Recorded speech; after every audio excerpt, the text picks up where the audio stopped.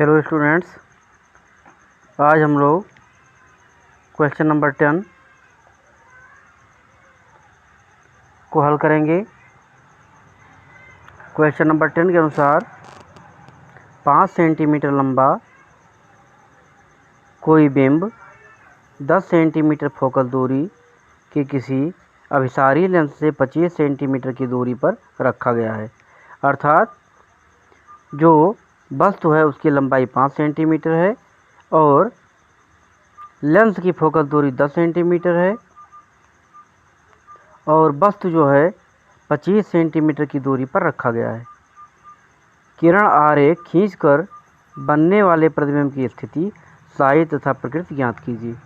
तो इसके लिए हम लोग किरण आरेख का डायग्राम खींचेंगे और डायग्राम के द्वारा हम प्रदर्शित करेंगे कि 5 सेंटीमीटर लंबा जो बिंब 25 सेंटीमीटर की दूरी पर रखा गया है वो किस स्थिति में अपना प्रतिबिंब बनाएगा। यहाँ पर आपको किरण आरेख दिया गया है। जैसा कि आप देख रहे हैं, ये किरण आरेख है।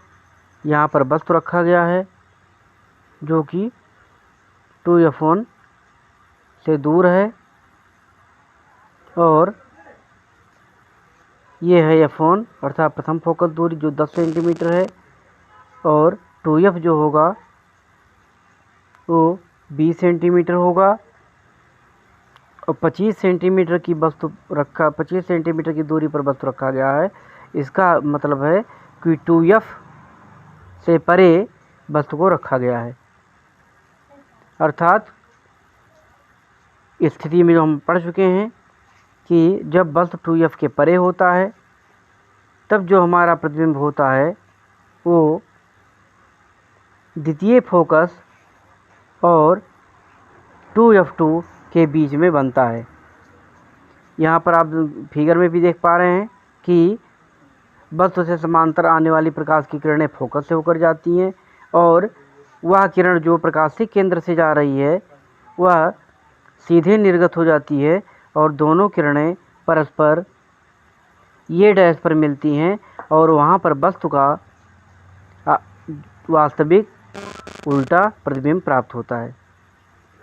यहाँ पर जो जो चीज़ें आपको क्वेश्चन में दी गई लिख लेंगे।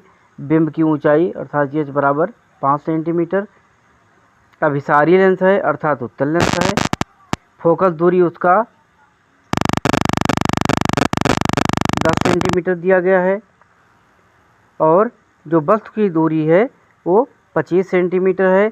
क्योंकि ये दर्पण के बाएं है इसलिए इस दूरी को हम ऋणात्मक चिन्ह के साथ लेंगे और हम जानते हैं कि उत्तल लेंस की जो फोकस दूरी होती है धन होती है, इसलिए इसको धनात्मक चिन्ह के साथ लेंगे। लेंस सूत्र से 1/f बराबर 1/v माइनस 1/u से इसमें हम मान रख देंगे। तो 1/v का मान निकालना है, पक्षांतर कर दीजिए। तो 1/v is equal to 1/f plus 1/u हो जाएगा। पक्षांतर करने पर इसमें मान रखेंगे तो हो जाएगा 1/v is equal to 1/10 plus 1/-25। अब माइनस प्लस का मल्टीप्लाई हो जाएगा तो माइनस चिन्ह मिलेगा हमको। 1/f बराबर 1/10 माइनस 1/25। 10 और 25 का एलसीएम लेंगे 50 हमको मिलेगा और हल करने पर 5 - 2 मिलता है और माइनस करेंगे तो 1/v बराबर 3/50।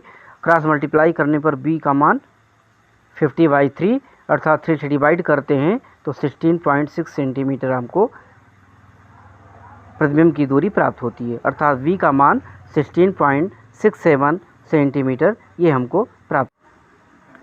इसके बाद प्रतिबिंब की स्थिति और उसकी लंबाई ज्ञात करने के लिए प्रतिबिंब लेंस से दूसरी ओर है, इसलिए यह जो है हमको जो प्रतिबिंब की दूरी मिली है ये 16.67 सेंटीमीटर मिली है v का मान। और प्रतिबिंब की साइज अर्थात आवर्धन बराबर होता है h डैश अपान h अर्थात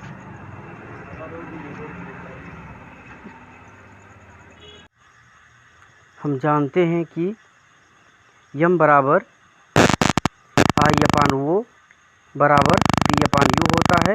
इसमें मान रख देंगे।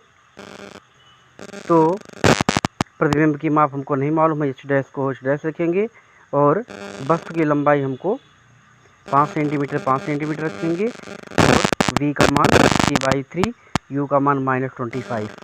इस तरह से इसको हल करने पर h'/5 = 50/3 × -25 हल करने पर मिलता है h'/5 = -2/3 और क्रॉस मल्टीप्लाई करेंगे तो -3 h' बराबर 5 × 2 -3 h' बराबर 10 और h' बराबर 10/-3 = -3.33 सेंटीमीटर हमें प्रतिबिंब की लंबाई प्राप्त होती है। प्रतिबिंब का जो साइज होगा प्रतिबिंब से छोटा होगा। जो आपका जो वस्तु दिया गया है वस्तु से छोटा बनेगा, क्योंकि 5 सेंटीमीटर वस्तु दिया गया था और प्रतिबिंब जो हमको मिला है वो प्रतिबिंब हमको 3.3 सेंटीमीटर प्राप्त होता है। और ऋणात्मक चिन्ह प्राप्त ये जो है प्रदर्शित करता है कि जो प्रतिबिंब होगा वास्तविक होगा, उल्टा होगा, अर्थात मुख्य अक्ष के जब नीचे बनता है तो जो प्रतिबिंब की लंबाई आती है वो ऋणात्मक चिन्ह के साथ आती है, क्योंकि मुख्य अक्ष के नीचे लेने पर जो चिन्ह होता है वो ऋण चिन्ह प्राप्त होता है। इसलिए प्रतिबिंब की जो प्रकृति होगी वो वास्तविक होगी और उल्टा होगी और उसकी जो लंबाई होगी वो -3.33 सेंटीमीटर होगी, जो कि यह ऋणात्मक चिन्ह प्रदर्शित करता है कि जो हमारा प्रतिबिंब बनेगा वो वास्तविक होगा और मुख्य अक्ष के नीचे बनेगा।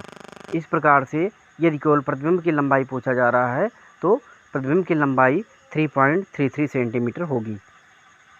ओके।